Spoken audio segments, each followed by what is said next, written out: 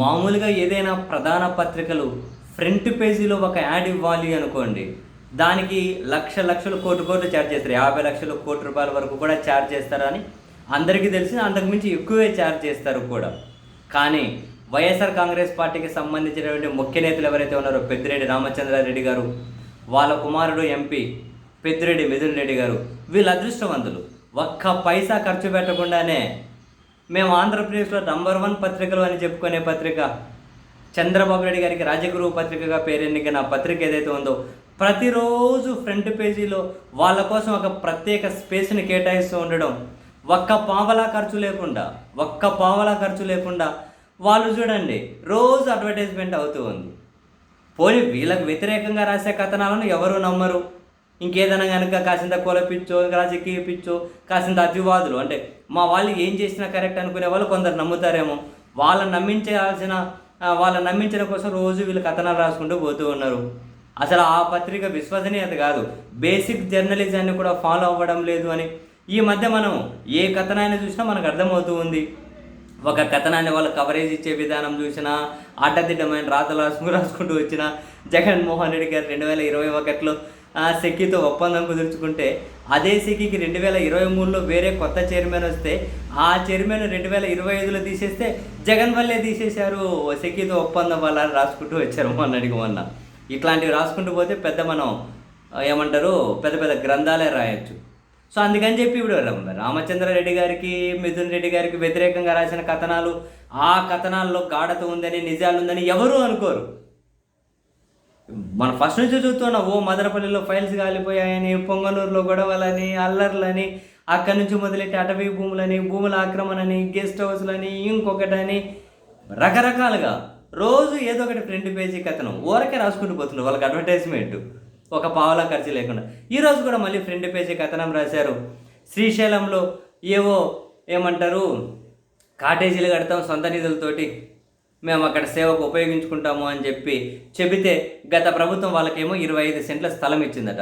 దానికోసం మళ్ళీ front page కథనం. పోనీ వాళ్ళకి ఇచ్చారా, వాళ్ళు ఏంటి ఆ పరిస్థితి, అది ఎంతవరకు అప్డేట్ ఉంది అన్నది వాళ్ళు ఏమైనా కనుక మళ్ళీ ఏమైనా దాని మీద స్పందిస్తారేమో చూడాలి. బట్ ఇక్కడ ఒక పెద్దిరెడ్డి మిథున్ రెడ్డి గారికో, రామచంద్రారెడ్డి గారికో వీళ్ళ కుటుంబానికి 25 సెంట్లు ఇవ్వడమే కాదు, 18 సంస్థలు, గత ప్రభుత్వం 18 సంస్థలకు కాటేజీలు కట్టుకునేకి ఇచ్చారు. అందులో చాలామంది శ్రీశైలం క్షేత్ర భ్రమరామ మల్లికార్జున స్వామి వాళ్ళ నగరాలు కులస్తులట. వాళ్ళ కోసం నిత్య అన్నదాన సత్రం అని, ధర్మో రక్షిత ట్రస్ట్ కోసం, హేమా సాయిరాం అన్నపూర్ణ చారిటబుల్ ట్రస్ట్ కోసం, చైతన్య తపోవనం కోసము, వాసవి సత్ర సముదాయానికి, జగద్గురు పండితారత్య సేవా సమితి ట్రస్టుకు దానికి 10 ఎకరాలు ఇచ్చారు. కర్ణాటకలోని హల్దీపూర్ శ్రీ సంస్థాన్ శాంతాశ్రమానికి, కాశీ అన్నపూర్ణ వాసవి ఆదివైశ్య వృద్ధాశ్రమానికి, నిత్య అన్నదాన సత్రానికి, శంకర బంజారా సేవా సంఘానికి, ఆదిజాంబవ అరుంధతి అన్నదాన సత్రానికి, శ్రీశైల మహాక్షేత్ర విశ్వబ్రాహ్మణ అన్న సమాజానికి, శాంతలింగేశ్వర ఎడ్యుకేషన్ అండ్ వెల్ఫేర్ సొసైటీకి, ఏకవీర సేవా ఫౌండేషన్కి, భ్రమరామ మల్లికార్జున స్వామి ఏకవీర ఎరుకల సేవా సమితికి, మాతా అంబాభవాని శ్రీ ఛత్రపతి శివాజీ చారిటబుల్ ట్రస్టుకు, అగర్వాల్ సమాజాలకు, రకరకాలుగా ఆదియోగి బాలేశ్వర స్వామి యోగికి రకరకాల సంస్థలు కూడా కాసింత స్థలం ఇచ్చారు అవి కట్టుకోవాలి అని. ఇచ్చింది గత ప్రభుత్వం లాస్ట్లోనే.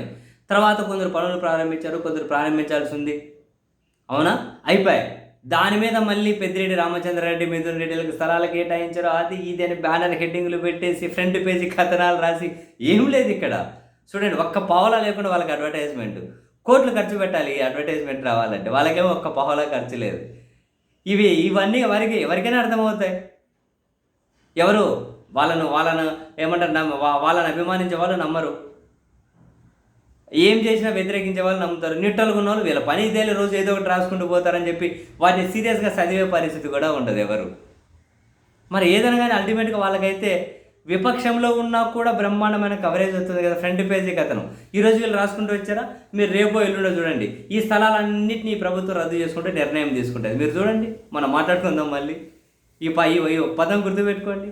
అది రద్దు చేసుకుంటే మళ్ళీ నిర్ణయం తీసుకుంటారు. వీళ్ళ పత్రికలో రాస్తేనే కదా అధికారుల నిర్ణయాలు తీసుకునేది. ఆడ ప్రభుత్వమో పెద్దలో మంత్రో ఏమో చెప్పినారని కాదు, వీళ్ళు ఏం రాసుకుంటూ వచ్చారు దాని మీద రేపు ఎల్లుండి నిర్ణయం తీసుకుంటారు. ఈ రోజే తీసుకున్న ఆశ్చర్యం లేదు. మీరు చూడండి.